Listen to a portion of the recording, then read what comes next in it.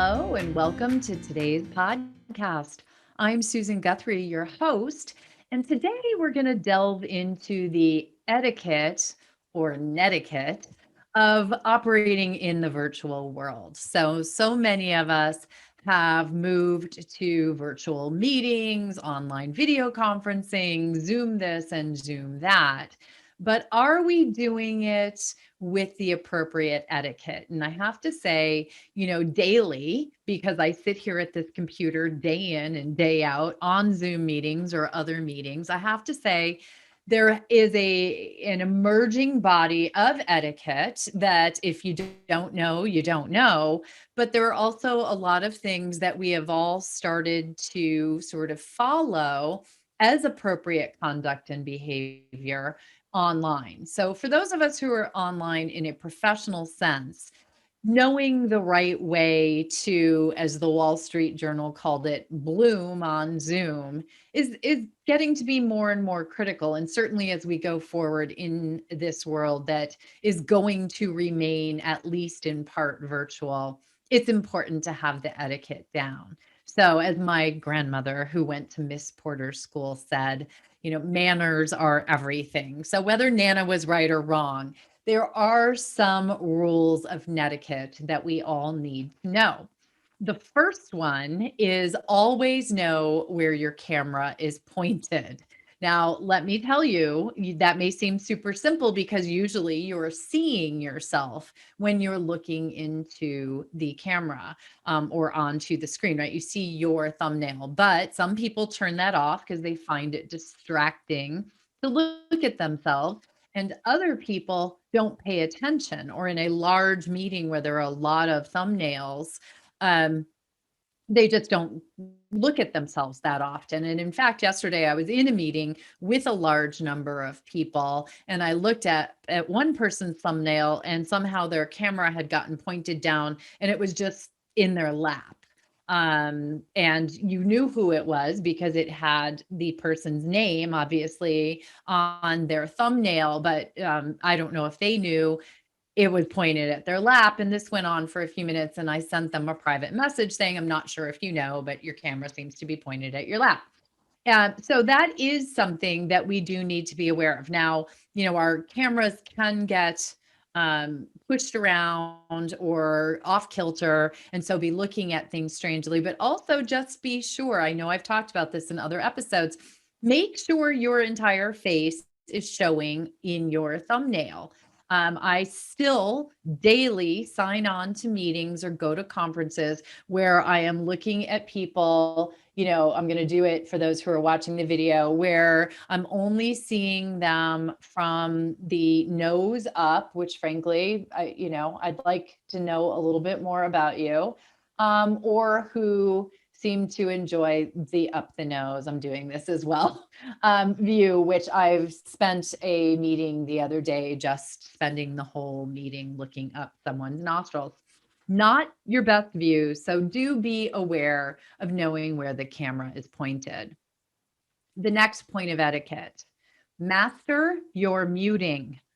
This is just happened. I was in an ABA meeting, and 4 or 5 times in the middle of the meeting, someone was trying to do a presentation. Somebody was talking or yelling to someone in the background of their particular space and interrupted the meeting, and was very disruptive because they did not have their microphone muted. It is a best practice to mute your microphone unless you are the person speaking. And what that does is eliminates the possibility that your barking dog or your screaming kids or your sneeze or whatever that might be is going to interrupt the meeting or mediation or arbitration that is going on. Now, the flip side of that is that many people start talking and forget to unmute themselves. So there is a way in your settings to set it up so that the space bar will mute and unmute you. Go look at least on Zoom. So go look at your Zoom settings, or just try to be aware of that mute button and mute it when you're not speaking, unmute it when you are speaking. And a little side tip, that I have found helpful is instead of the also somewhat annoying, "You're on mute. You're muted. Bill, you're muted. Mute Bill, can't hear you. You're muted." Some people I know get a sign and they just hold up the sign, "You're muted." So that the person has that visual of seeing it. So as opposed to repeating themselves, I have one colleague who doesn't just say, "I can't hear you" once, they say it repeatedly, as if the person can't hear them. So another little etiquette point. Another, somehow today seems to have been one of those days where I had a lot of meetings where etiquette was being breached maybe a little bit, because the next one I'd like to point out is please don't eat in the middle of your Zoom meeting, Zoom mediation, unless, of course, that is one of the points of the meeting. We often these days are having Zoom meetings or Zoom happy hours, so to speak, or that type of Zoom get together.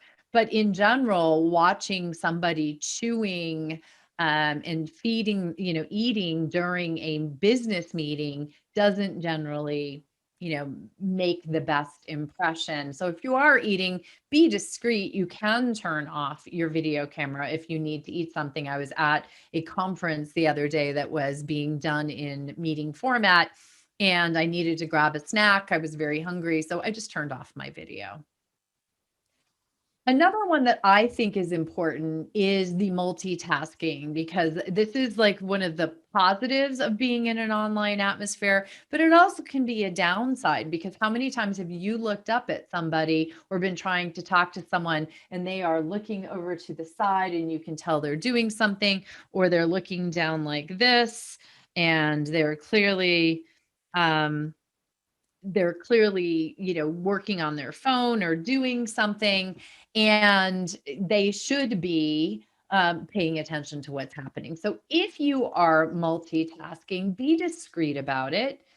Don't be rude about that. And if you need to be doing something else, let the people know, you know what, I just need to get this email.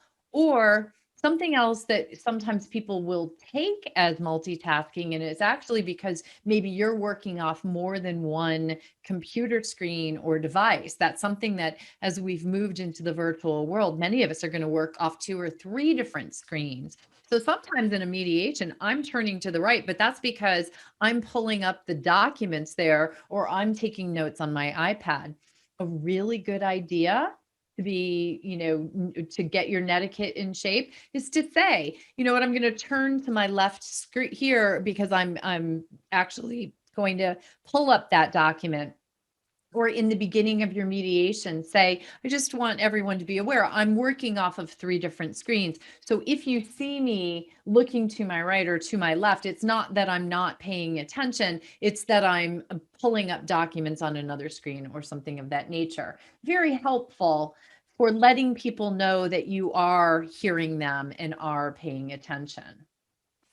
Now, a few of the, technical aspects that I would call the netiquette would also be setting some boundaries around how long you're going to spend in the different caucus sessions. Now, this is specific to us as mediators, but if you're going into breakout rooms with a group, this is something that I always highlight for people, because it's never a good idea to leave people unattended. Even if you were in person, leaving them unattended in a breakout room or a conference room, well, you're off in another room for an extended period of time, can be uncomfortable for them. But in the in-person world, they know you're right down the hall.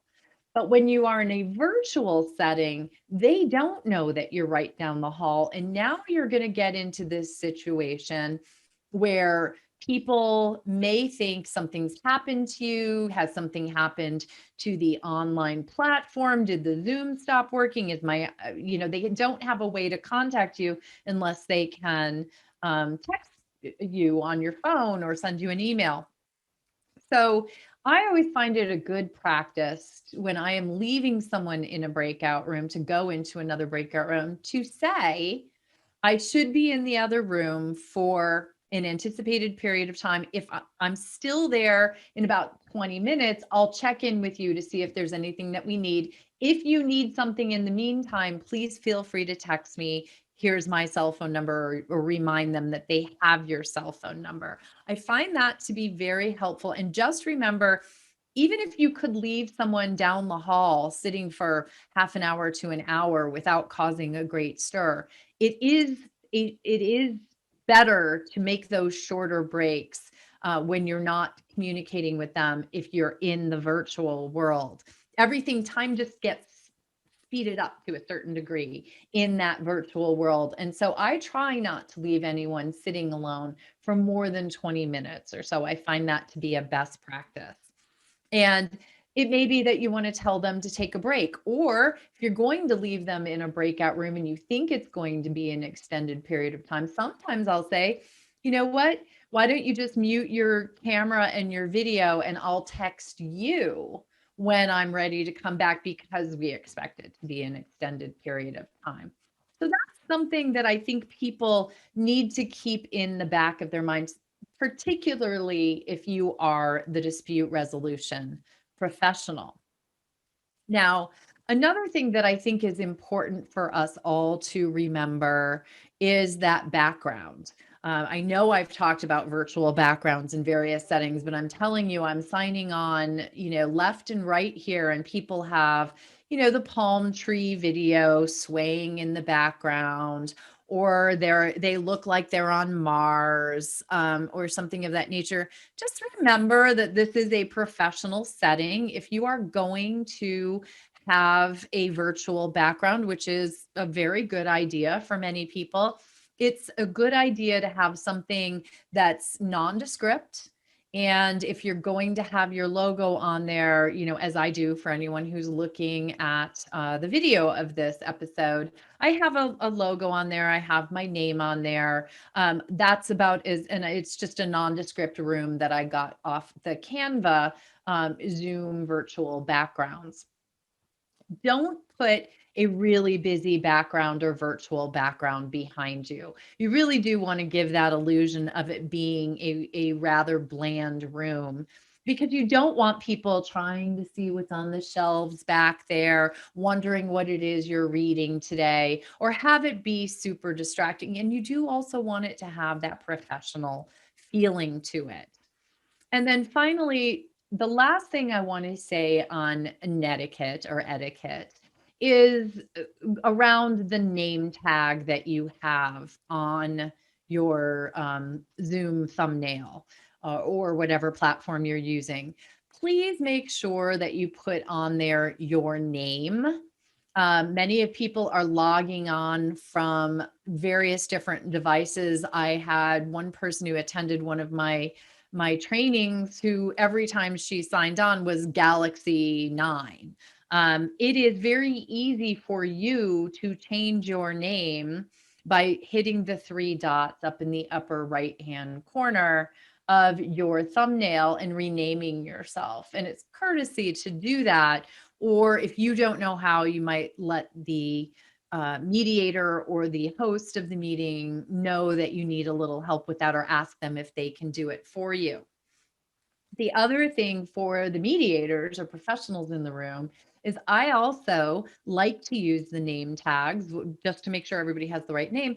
But if you have a multi-party matter going on where you have a lot of different people who are related in interests for some reason, you can put a little note in their name tag, plaintiff, plaintiff's counsel, plaintiff's expert, put that type of little extra note, or P's expert, something that gives you a quick reference so that you can keep everyone straight, because it can get very confusing. But you want to let people that know that you're doing it, and that why you're doing it, that, in the flurry of having so many thumbnails on screen, you're doing this as an added security measure to make sure that everybody is easily identified and quickly identifiable. I really find probably one of the most important etiquette issues, and maybe we'll close with this, but one of the most important etiquette tips, I will say, when you are operating in a virtual world, is remembering that since you are really, for the most part, visible from the shoulders up, you should be a little more descriptive in what you're doing, explaining things to people, what's happening. So if there are loud noises going on, make sure you just say to people, I'm sorry if it appeared I was distracted. I heard some sirens going by outside. Or if you are doing what I said earlier, turning to the left or to the right, let people know why you are doing that right at the moment. Or if I'm checking my phone, I don't want you to think I'm not paying attention. I'm checking my phone because I'm waiting for a text message from defendant counsel who was not able to join the meeting earlier. Anything like that is by far a better way to go than to let people think you're distracted, not paying attention to them, and that they are not getting the best of you, the best parts of you. Final tip, I know I said that was the last tip, but final tip, look into your camera when you are talking to people. When you look down at yourself or look at the thumbnail over here of the person, and for anyone who's watching this, I'm looking at the thumbnail over on the side. I'm looking at myself. It does not look like I am looking at the person. If now I'm looking at my camera. And so when you look directly at your camera, that's how you make eye contact. And eye contact is one of the most effective ways to immediately create rapport and to exhibit your netiquette. So thank you for joining me this week, and I'll see you next week for the Learn to Mediate Online podcast.